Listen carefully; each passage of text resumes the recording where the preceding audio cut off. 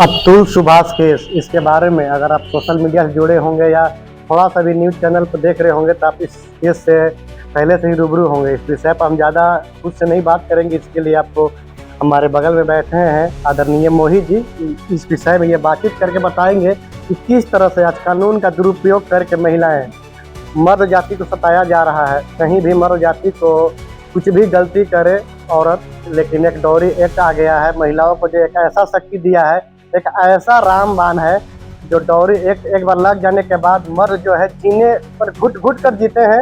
अंततः वह ऐसा फैसला लेते हैं कि वो जीवन को ही अपना तहस नहस कर लेते हैं। इसी विषय में आज हम जानेंगे मोहित जी से। तो सबसे पहले मोहित जी, आपका स्वागत है। और आज हम आपसे जानेंगे एक चर्चित केस पूरे भारत में, मतलब कोई ऐसा चैनल नहीं होगा, सोशल मीडिया हो या टीवी चैनल हो, जिस पर ये न्यूज़ अभी नहीं चल रहा होगा। और सुभाष के लिए बस एक ही आवाज़ निकल रही है कि अब इसको अब न्याय मिलना चाहिए। आप इसे किस नज़र से देखते हैं? देखिए, जो अतुल सुभाष थे एक इंजीनियर थे और जहाँ तक मैंने सुना कि उनका 80 लाख का पैकेज था। 80 लाख का मतलब 6-6.25 लाख का महीना होता है। आप मुझे बताइए कि पूरे बिहार में कितने युवा हैं जिसको 6.5 लाख का महीना का पैकेज है। यहाँ 10-20 हज़ार की नौकरी के लिए आदमी कितना परेशान है, सरकारी या प्राइवेट नौकरी के लिए। उस चक्र में आपने एक लड़का नहीं खोया, एक देश का होनहार इंजीनियर खो दिया। एक तकनीकी जो रूप से सक्षम था, जो देश को आगे ले जाता, कहीं भी काम करता, आपने एक परिवार को तोड़ दिया। वो किसी का बेटा भी है, पति भी है, भाई भतीजा, चाचा नाना सब कुछ बनता, आपने वो सारा चीज ही खत्म कर दिया उस प्रेशर में। मतलब इसको आप किस नज़र से देख रहे हैं? आखिर ये मतलब कहाँ तक सही है? क्या इसमें औरत को जो दिया गया है पावर, इसको किस तरह से मिसयूज किया जा रहा है? पावर, देखिए, पावर संविधान में दिया गया था कि जो इससे ग्रसित महिलाएं हैं, जिनके साथ सच में दुख है, उनको आगे लाया जाए, उनको मदद किया जाए। संविधान का ये मतलब था। लेकिन अब आजकल तो ये तो पेशा चल गया है। आप देखिए, कहीं कहीं किसी जिला में एक नहीं 3-3 4-4 फैमिली कोर्ट चल रहे हैं। तो अब ये धंधा बनता जा रहा है। टोटल रेवेन्यू देखिएगा तो 35 से 40 हज़ार करोड़ का टर्नओवर है। वकील का ये सब नाटक, एक केस 4 साल 5 साल चलाना किसी भी तरह से, और एक तरफा कानून है, इसमें तो बदलाव बहुत जरूरी है। चीज को समझिए, जब हम कह रहे हैं डॉरी एक्ट में कि पति बेकार है, पति मारता पीटता है, पति मेरे लायक नहीं है, या पति को हम छोड़ के चले गए, तो जब पति से ही प्यार नहीं है, पति नहीं चाहिए, तो पति का पैसा क्यों चाहिए? जी बिल्कुल। शादी आपकी पति से हुई है कि उसके पैसा से हुई है? 7 फेरा आपने किसका लिया है? अग्नि के सामने पति के साथ लिया है ना, हिंदू अधिनियम के साथ, हिंदू विवाह अधिनियम के तहत। तो उसके पैसा को रख के किए थे। तो जब पति ही अच्छा नहीं है, पति को आप हटा दिए, नकार दिए, तो उसका पैसा भी नकारिए। तो प्रावधान तो सीधा ये होना चाहिए कि जब पति ही से लगाओ नहीं तो फिर पैसा से कैसा? फिर क्यों किस बात का मेंटेनेंस दें, किस बात का महीना दें? आपको क्या लग रहा है इसके पीछे रीजन क्या है? आए दिन ऐसा जो मामला है अब देखने को मिल रहा है। खासकर ये मामला जो है, जितनी ज्यादा पढ़ी लिखी लड़कियां आ रही है, मतलब अमूमन शहरों में इस प्रकार के मामला ज्यादा सामने आ रहे हैं। नहीं, वैसी कोई बात नहीं है। देखिए, पढ़ी लिखी वहाँ अलग बात है, ये बात है संस्कार की। परसेंटेज देखा जाए तो सर पढ़ी लिखी लड़कियां ही ज्यादा कर रही है। हाँ, परसेंटेज में अभी ये धंधा बन गई है, रैकेट चल रहा है इस तरह से, एक्सटॉर्शन का। मतलब जिनको इस अस्त्र के बारे में मालूम है कि मेरे पास एक ऐसा अस्त्र है जो पूरा परिवार, ससुराल का पूरा परिवार हमारे सामने घुटना टेक देगा, वही ऐसा इस अस्त्र का उपयोग कर रहे हैं। हाँ, तो इसी पे माननीय सुप्रीम कोर्ट को, हमारे पार्लियामेंट में बैठे लोगों को, विधानसभा विधान परिषद चलाने वाले लोगों को, जो कानून बनाते हैं, उनको सोचना चाहिए। ये केवल अतुल के साथ नहीं हो सकता है, ये उनके बेटा के साथ भी हो सकता है। भले आप जज ही क्यों नहीं हो, कल आपको बहुत से जज पे भी डॉरी एक्ट चल रहा है, बहुत से ऑफिसर पे, डीएम पे चल रहा है, एसपी पे चल रहा है। तो वो लोगों ने क्या किया था?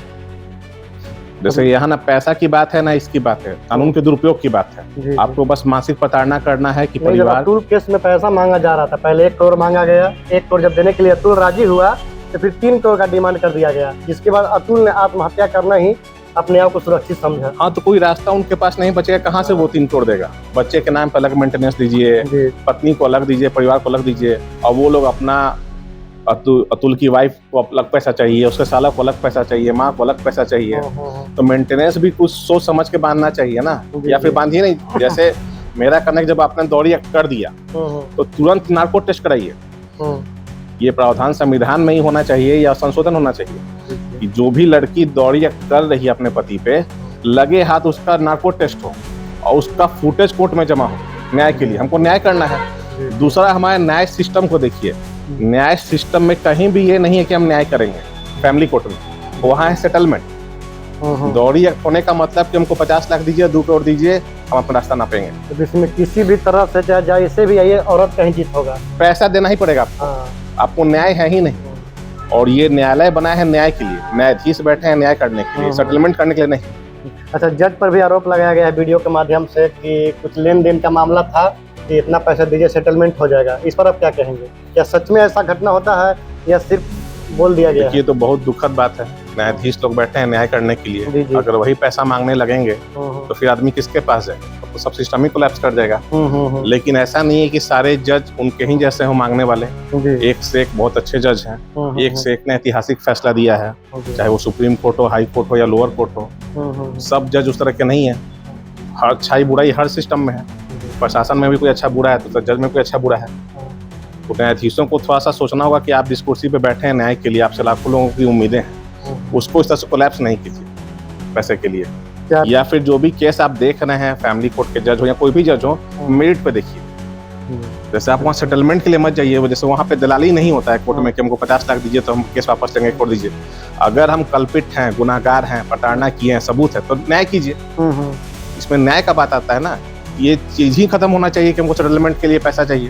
ये किसके लिए हो रहा है? अगर मेरे खिलाफ एविडेंस है तो हमको ये कीजिए, सजा दीजिए, नहीं है तो बड़ी कीजिए। आप क्या मांग करेंगे अगर आप भारत सरकार से, सुप्रीम कोर्ट से, हाई कोर्ट से, तो जिनको ये अधिकार है पावर है कि या कानून में सुधार करना हो, आप अपने स्तर से क्या सुझाव देना चाहेंगे कि ताकि मर्द का जीवन जो है सुरक्षित रह सके, मर्द भी अपने अधिकार के लिए लड़ाई लड़ सके? देखिए, औरत और महिला दोनों को मिलकर समाज को लेके जाना है आगे, चाहे वो देश हो, चाहे राज्य हो, चाहे जिला हो। उसमें से एक को आप अधिकार दीजिएगा, हथियार दीजिएगा, दूसरे के हाथ में कुछ है ही नहीं, तो आप चाइना और पाकिस्तान से क्या लड़िएगा? आप अपने ही में लड़के मर जाइएगा। बिल्कुल सीधी चीज है। जब आप कह रहे हैं कि दोनों को संविधान से बराबर का अधिकार है, महिला भी बराबरी की हक है, हर जगह उसको जॉब में हर जगह बराबरी का हक है, तो फिर या तो हक यहाँ भी बराबर कीजिए जस्टिस में। और अगर इस तरह का प्रावधान है तो उसमें एक प्रावधान और जोड़िए कि जैसे ही FIR होगा हम तुरंत नार्को टेस्ट अप्लाई करेंगे, थाना से ही हो, FIR के साथ ही क्लॉज जुड़ जाए। 498A लगने के साथ ही नार्को टेस्ट होगा, उसका वीडियो फुटेज कोर्ट में जमा होगा।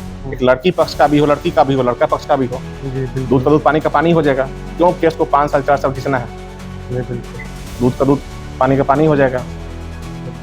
तो चलिए, धन्यवाद। हमारे साथ जुड़े हुए थे मोहित जी, और इनका साफ कहना है कि कोई भी कानून बनता है सुरक्षा के लिए ताकि आम जीवन जो है बेहतरी से जिया जा सके। लेकिन कभी कभी वही कानून अगर वो हथियार बन जाए किसी के लिए तो ये फिर समाज हित में कहीं से भी नहीं है।